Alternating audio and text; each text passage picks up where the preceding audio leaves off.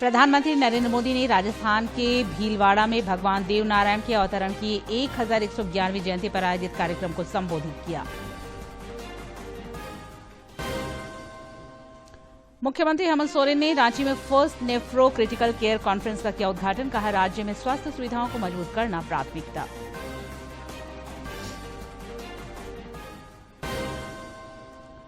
राज्य सरकार ने सभी प्रमंडलों को दी गोमुक्ति धाम की सौगात। पशुपालकों को 100 मॉडल अस्पतालों का भी मिलेगा लाभ।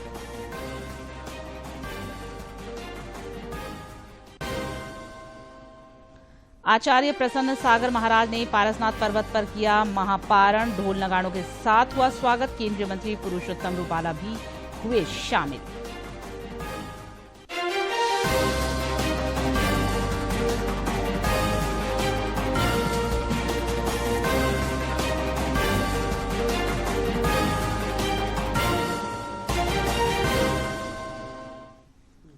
नमस्कार, खबरें झारखंड में आपका स्वागत है। मैं हूं निशा दीपिका सोरेन और अब समाचार विस्तार से। प्रधानमंत्री नरेंद्र मोदी ने कहा है कि समय के साथ विश्व की कई सभ्यताएं नष्ट हुई, लेकिन भारतीय सभ्यता अक्षुण्ण रही है। श्री मोदी आज राजस्थान के भीलवाड़ा जिले में मालासेरी डूंगरी में भगवान देव नारायण के 1111वें अवतरण महोत्सव को संबोधित कर रहे थे। उन्होंने कहा कि भारत इस समय स्वर्णिम भविष्य की आधारशिला रख रहा है और इसके पीछे समाज तथा जनता की शक्ति है। हमारा ये सौभाग्य रहा है कि हर महत्वपूर्ण काल में हमारे समाज के भीतर से ही एक ऐसी ऊर्जा निकलती है जिसका प्रकाश सबको दिशा दिखाता है, सबका कल्याण करता है। भगवान देव नारायण भी ऐसे ही ऊर्जा पुंज थे, अवतार थे। प्रधानमंत्री नरेंद्र मोदी आज नई दिल्ली के करियप्पा परेड ग्राउंड में एनसीसी की वार्षिक पीएम रैली में शामिल हुए। इस दौरान उन्होंने परेड का निरीक्षण किया और संबोधित किया।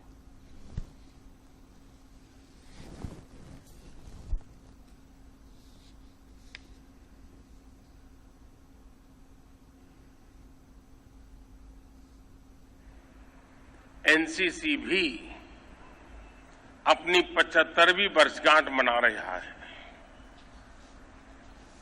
इन वर्षों में जिन लोगों ने एनसीसी का प्रतिनिधित्व किया है, जो इसका हिस्सा रहे हैं, मैं राष्ट्र निर्माण में उनके योगदान की सराहना करता हूं। आज इस समय मेरे सामने जो कैडेट्स हैं, जो इस समय एनसीसी में हैं, वो तो और भी विशेष है, स्पेशल है।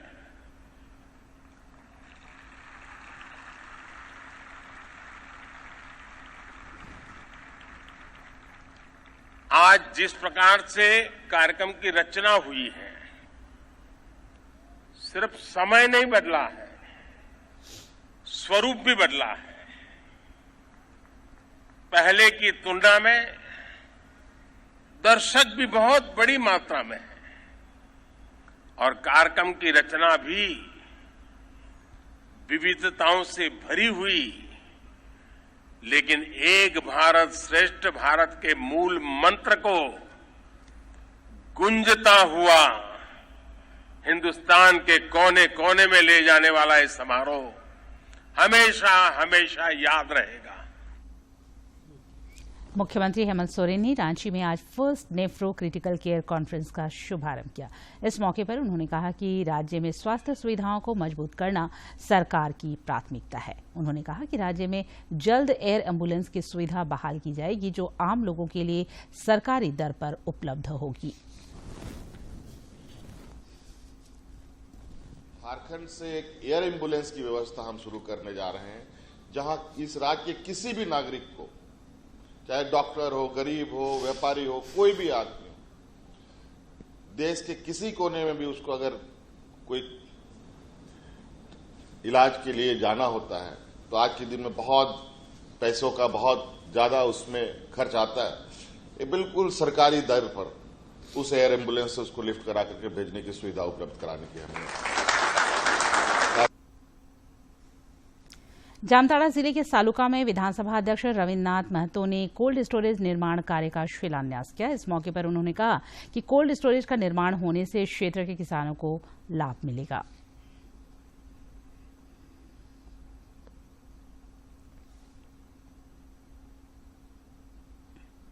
किसान जिस समय फसल को उगाते हैं उसको कुछ दिन तक एक शीत गृह में रखने का अगर मौका उन्हें मिल जाए, फसल का कीमत बाजार में अच्छा होता है, उस समय उस फसल को निकाल करके बाजार के मंडियों में बेचने का सुविधा मिलेगा।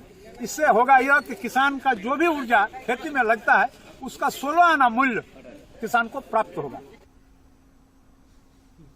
मौके पर मौजूद कृषि विज्ञान केंद्र के प्रधान वैज्ञानिक डॉक्टर संजीव कुमार ने कहा कि कोल्ड स्टोरेज का निर्माण सरकार की अच्छी पहल है। उन्होंने कहा कि इससे किसानों को साग सब्जियां सुरक्षित रखने में मदद मिलेगी। शीत घर का निर्माण किया जा रहा है जो कि हमारे जामताड़ा जिले के किसानों के लिए वरदान साबित होने वाला है। हमारे किसान बहुत ही मेहनती और प्रगतिशील है। हमारे जिले में सब्जी और फलों की अच्छी खेती उत्पादन की जाती है, लेकिन इनको रखने का जो दिक्कत था आने वाले समय में ये कठिनाई खत्म हो जाएगी, जिससे कि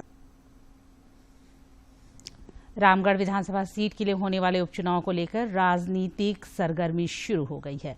इस सिलसिले में आज रामगढ़ अनुमंडल कार्यालय के समीप कांग्रेस के प्रदेश अध्यक्ष राजेश ठाकुर ने पार्टी कार्यालय का उद्घाटन किया। इस मौके पर पत्रकारों से बातचीत में उन्होंने कहा कि उपचुनाव में विकास का मुद्दा अहम होगा।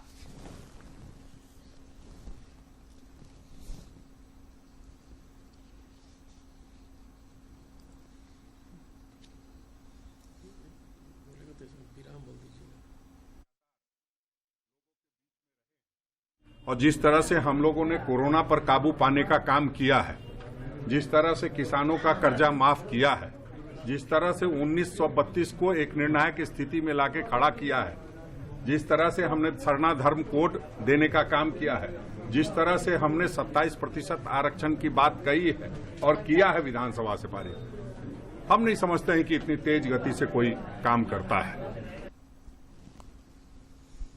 राज्य सरकार ने आज पशुपालकों और किसानों को गो मुक्ति धाम और 100 मॉडल पशु अस्पतालों की सौगात दी। राज्य के कृषि मंत्री बादल ने राजधानी रांची में आयोजित पशु मेला सह प्रशिक्षण कार्यक्रम का वर्चुअल माध्यम से उद्घाटन करते हुए कहा कि राज्य सरकार पशुपालकों और किसानों को लेकर संवेदनशील है।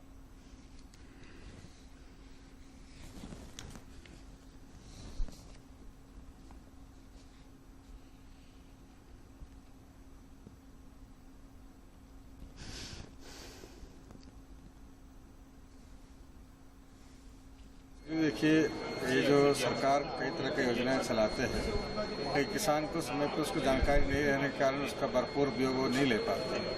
तो उस उद्देश्य से हम लोग पूरे राज्य में पशु मेला का कल्पना किया है। उसका राज्य स्तरीय शुरुआत आज हो रहा है और साथ ही साथ परिसंपत्ति का वितरण भी, कुछ जो ऑक्स का वितरण भी और कुछ अन्य सामग्री या प्रोत्साहन का भी आज वितरण हुआ।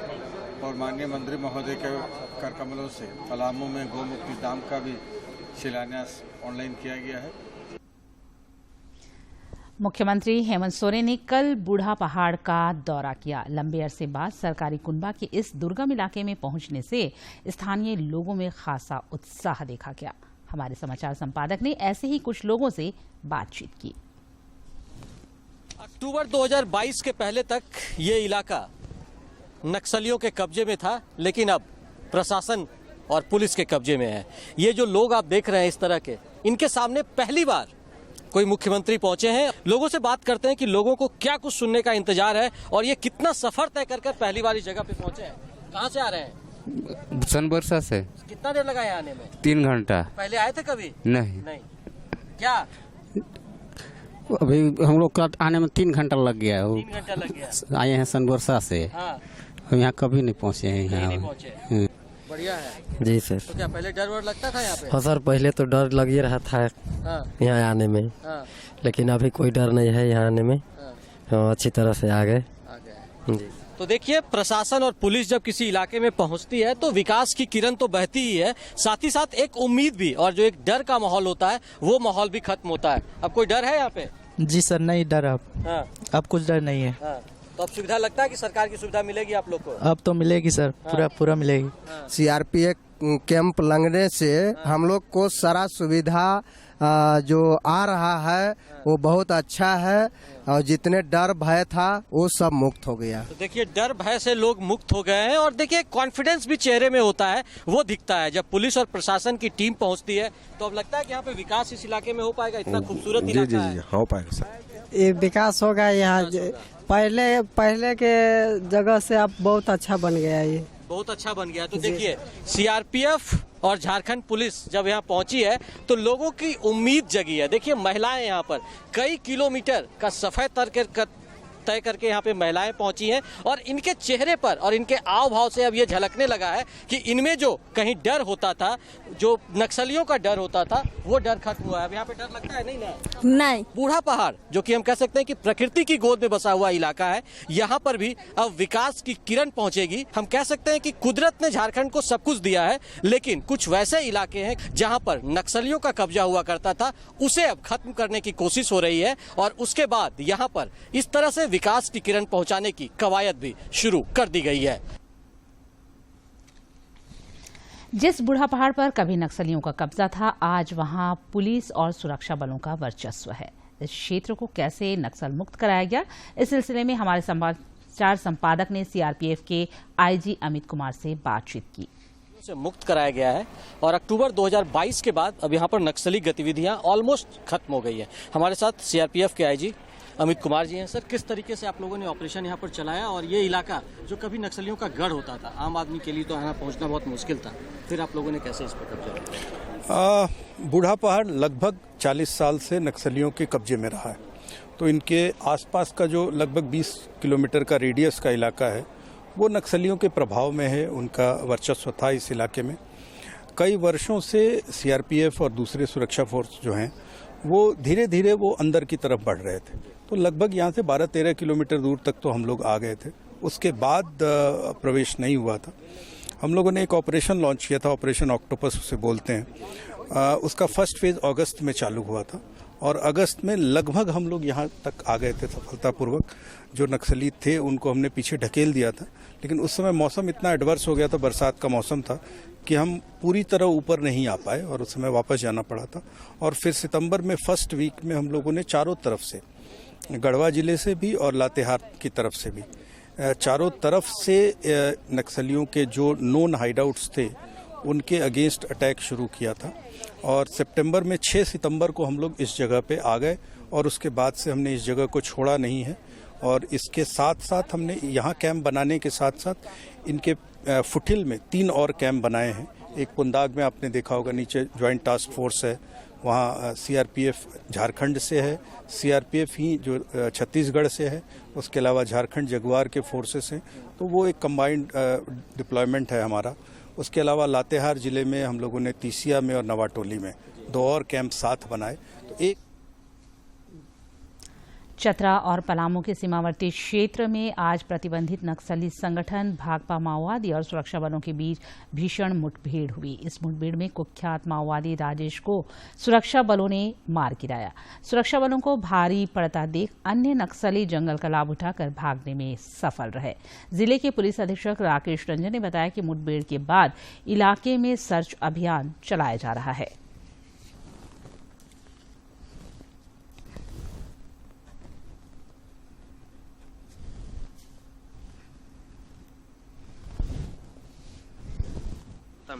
हमें गुप्त सूचना प्राप्त हो रही थी विगत कुछ दिनों से कि भाकपा माओवादी के स्टैक मेंबर गौतम पासवान, मनोहर गंजू इत्यादि का जो दस्ता है वो 20-25 की संख्या में लगातार कुंदालौलंग थाना क्षेत्र में भ्रमणशील है। उक्त सूचना पर कोबरा 203, चतरा पुलिस और सीआरपीएफ 190 बटालियन के फोर्सेज के द्वारा अभियान लगातार चलाया जा रहा था। उसी के क्रम में आज सुबह उनके दस्ते के साथ कोबरा 203 बटालियन और जिला पुलिस की मुठभेड़ हुई। मुठभेड़ में एक नक्सली के मारे जाने की सूचना प्राप्त हुई है। सरायकेला खरसावां जिले के आदित्यपुर स्थित राष्ट्रीय प्रौद्योगिकी संस्थान जमशेदपुर में आज एल्यूमिनी मीट का आयोजन किया गया। वैश्विक महामारी कोरोना की वजह से पिछले 2 साल से संस्थान में एल्यूमिनी मीट का आयोजन नहीं हो पाया था। National institute of technology Jamshedpur स्थित टीएसजी भवन में आयोजित एल्यूमिनी मीट में पूर्ववर्ती छात्रों का समागम हुआ। एनआईटी एल्यूमिनी मीट से जुड़े टाटा स्टील के वाइस प्रेसिडेंट संजीव पाल ने अपने अनुभव साझा करते हुए कहा कि एल्यूमिनी मीट एक बहुत ही सुहावना अवसर होता है। It was always a major difficulty explaining people that how a 80 batch graduate engineer has passed out in 86 and I had to explain to everybody that fail नहीं किया हूँ सर। इस दौरान यूपीएससी सलाहकार एडमिरल अनिल कुमार वर्मा ने भी अपने पुराने दिनों को याद करते हुए कहा कि पुराने दोस्तों से मिलना और यादों को ताजा करने का अपना एक अलग मजा है। कि मुझे इतना खुशी हो रहा है। वैसे तो मैं सौभाग्य था कि मुझे राष्ट्रपति द्वारा विशिष्ट सेवा मेडल भी मिला था नेवी में, लेकिन एक एल्यूमिनी जहां आप एक छोटे से रॉ मटेरियल की तरह आते हैं और आपकी यहाँ पर ग्राइंडिंग होकर के आप फिनिश प्रोडक्ट बन के जाते हैं, तो उस इंस्टीट्यूट जिसने मुझे बाकी सभी अवार्ड के योग्य बनाया, उस इंस्टीट्यूट से अवार्ड मिलना मुझे लगता है कि इससे बढ़ के और कोई खुशी नहीं है। क्या अवार्ड मिला? 1992 बैच के अजय कुमार ने बताया कि एल्यूमिनी मीट उस वक्त बेहतरीन हो जाती है जब इस मुलाकात के पीछे कोई संकल्प हो। उन्होंने अपने पुराने साथियों को शुभकामनाएं देते हुए कहा कि वे जिस फील्ड में भी रहें, समर्पण के साथ काम करें। मैं तो यही कह रहा हूं कि जो आने वाले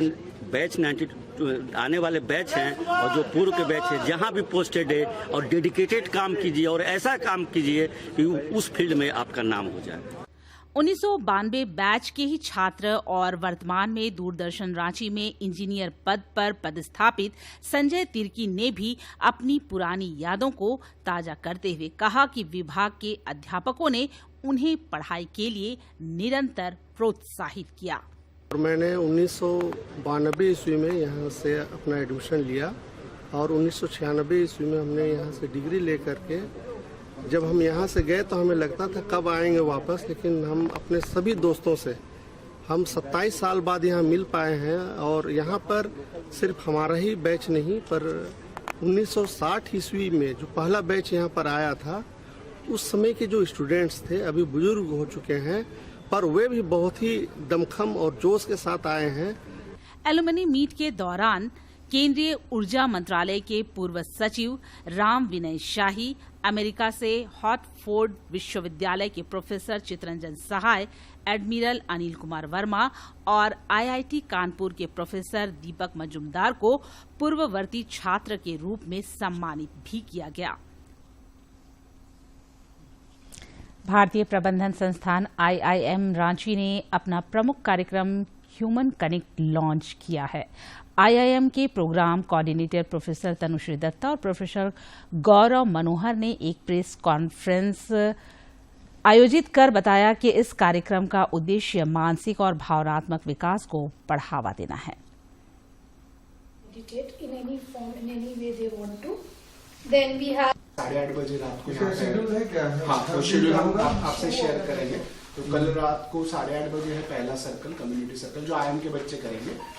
उसको धीरे धीरे हम ओपन करते जाएंगे और कम्युनिटी, रांची कम्युनिटी के भी लोग उसमें जुड़ सकते हो, चाहे छोटा बच्चा हो या बहुत बूढ़े आदमी हो, पर हर एक बंदा उसमें जुड़ सकता है, चाहे 557 दिनों के कठिन व्रत के बाद जैन समाज के बड़े धर्मगुरु आचार्य प्रसन्न सागर जी महाराज ने आज पारसनाथ पर्वत पर महापारण किया।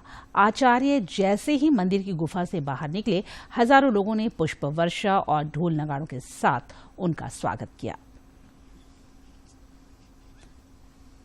इस कार्यक्रम में केंद्रीय पशुपालन मंत्री पुरुषोत्तम रूपाला भी शामिल हुए। उन्होंने कहा कि ऐसी साधना भगवान महावीर के बाद आचार्य प्रसन्न सागर महाराज ने किया है।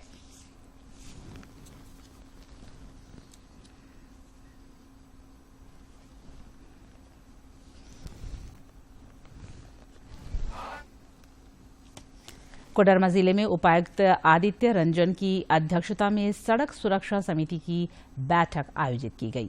बैठक के दौरान सड़क हादसों पर रोक लगाने के लिए उठाए गए एहतियाती उपायों पर चर्चा की गई। धनबाद जिले के जोगता थाना क्षेत्र से पुलिस ने 2 लोगों को हथियार और कारतूस के साथ गिरफ्तार किया है।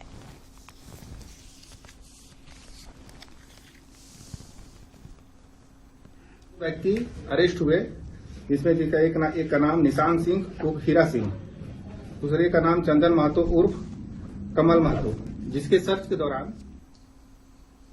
चतरा जिले में अज्ञात अपराधियों ने आज एक युवक की गोली मारकर हत्या कर दी। अपराधियों ने कुंदा थाना क्षेत्र के घटमरवा पुल के समीप घटना को अंजाम दिया। मृतक की पहचान पलामू निवासी के रूप में हुई है। नावाडीह रहते सिलाई करते थे। मेरा पति 7 बजे के लगभग टुनू दाग से फोन किए थे हमको पास कि तुमको पास आ रहे हैं मिलने, लेकिन जब बात हुआ कि नहीं तुमसे मिलने आ रहे हैं तो हम मना किए, लेकिन तब पर भी नहीं माना। प्रधानमंत्री नरेंद्र मोदी कल आकाशवाणी पर मन की बात कार्यक्रम के जरिए देश विदेश के लोगों के साथ अपने विचार साझा करेंगे। मन की बात कार्यक्रम का सीधा प्रसारण दूरदर्शन और आकाशवाणी के सभी चैनलों पर किया जाएगा।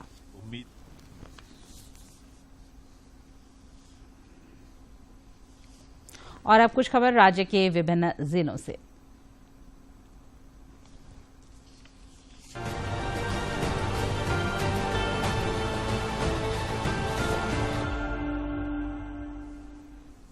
योग गुरु बाबा रामदेव आज झारखंड पहुंचे। उन्होंने पारसनाथ में आयोजित शिखर समदेव में हिस्सा लिया। इससे पहले देवघर एयरपोर्ट पर उनका भव्य स्वागत किया गया। वे कल बाबा मंदिर में पूजा अर्चना भी करेंगे। रांची संसदीय क्षेत्र के ईचागढ़ विधानसभा क्षेत्र में सांसद संजय सेठ ने NH-32 से तानकोचा तक सड़क मरम्मत कार्य का शिलान्यास किया। लगभग 3 किलोमीटर लंबी इस सड़क की मरम्मत प्रधानमंत्री ग्राम।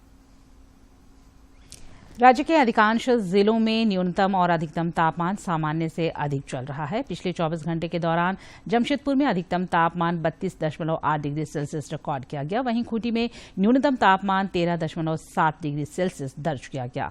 मौसम विज्ञान केंद्र रांची के वैज्ञानिक ने बताया कि राज्य के उत्तरी हिस्सों में अगले 2 से 3 दिनों तक न्यूनतम तापमान में 2 से 4 डिग्री सेल्सियस तक की गिरावट होगी। फिर उसके बाद न्यूनतम तापमान में कुछ इजाफा हो सकता है।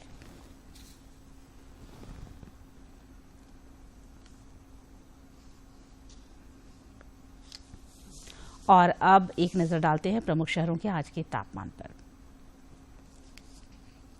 राजधानी रांची का अधिकतम तापमान 27.6 और न्यूनतम 15 डिग्री सेल्सियस रिकॉर्ड किया गया। जमशेदपुर का अधिकतम तापमान 30.1 और न्यूनतम 18.2 तथा डाल्टनगंज का अधिकतम तापमान 27.2 और न्यूनतम तापमान 14.9 डिग्री सेल्सियस रिकॉर्ड किया गया।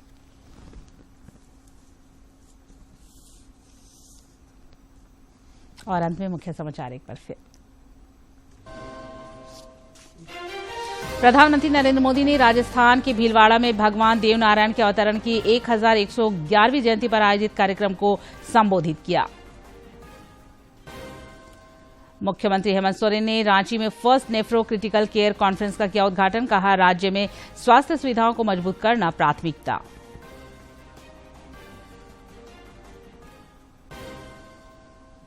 राज्य सरकार ने सभी प्रमंडलों को दी गौ मुक्ति धाम की सौगात। पशुपालकों को 100 मॉडल अस्पतालों का भी मिलेगा लाभ।